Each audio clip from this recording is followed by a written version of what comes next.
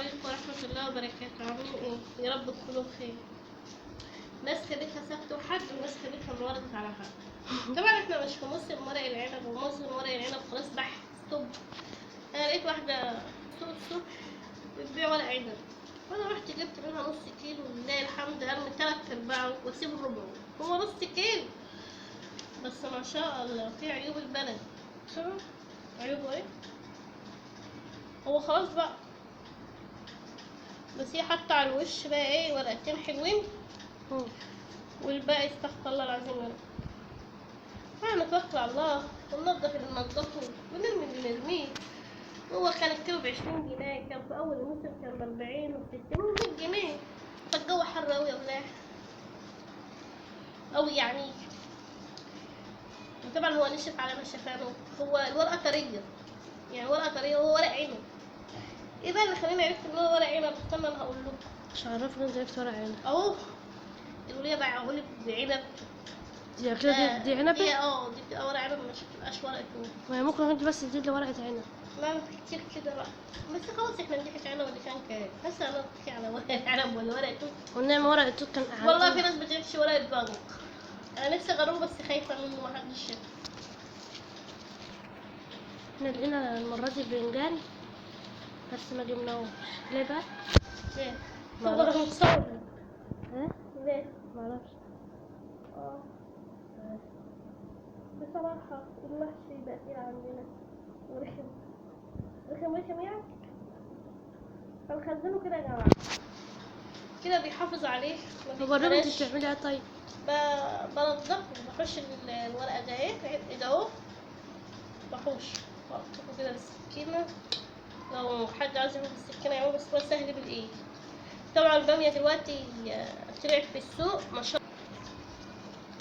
البامية ما شاء الله دلوقتي رخصت في السوق، مش رخصت ده 40 جنيه و50 جنيه. امال قال لي رخص. مفيش حاجة رخصت. مفيش الطماطم ال3 ب10 وال4 ب10 مش حلو. فاللي يلحق اللي يلحق بقى يعمل يخزن طماطم بناقص كيلو عنب، بناقص كيلو تفاح. بلاش تاكلوا فاكهة، كلوا طماطم عصير طماطم. لا عصير الطماطم والله فوائده حلو. خشوا على النت وابحثوا كده وقولوا فوائد الطماطم. يا انا كنت باكلها حاجه، كنت بعشقها حاجه. ربنا وعدنا بواحده جارتنا الله يصلح حالها وحال اللي جابتها وتروح مرقتها. فشوفني تقول لي انت مالكيش شغل غير الطماطم، دلوقتي بقت بطاقه. استغفر الله العظيم يا رب. ما بكرهها بس باكلها برضه. ان انا انضحكت عليه واما ال3/4 بايظ والربع هو اللي حلو. ونندم ندما شديدا، بس خلاص ما عادش ينفع بقى ندم. نتوكل على الله بقى ونلفه. هنلفه بالاسترتش راب. الاسترتش راب دوت بيحافظ عليه وبيحافظ على خضاره. بس انا ما بغسلوش الا بعد ما باجي استعمله. اقفل عليه حلو بقى ميبقاش فيه هوا، اهم حاجه يعني. اهم حاجه ما نضحكش على المره الجايه.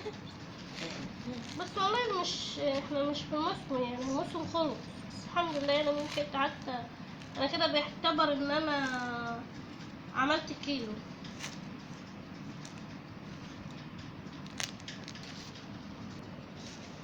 انا مش عارفه يا جماعه ولا نزل ولا لا.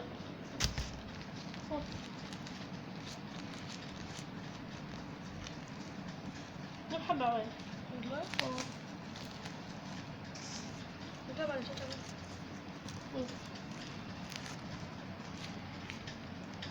اذكروا ارجعوا يا جماعة حلو. وعليكم بالمثل.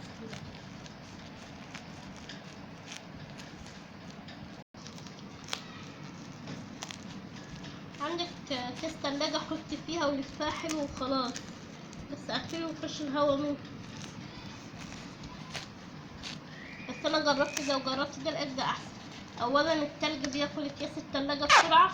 انا الكيس اللي شغالة بيه دوت نضيف، الموس اللي انا شغالة بيه نضيف مش وحش يعني. اول استعمال انا استعملت كيس التلاجة التلج بياكل الأكياس بسرعة فبتدوب، لكن دلوقتي الدول بيستحمل معايا فترة طويلة، بيستحمل ما بيجرالوش حاجة من من التلج.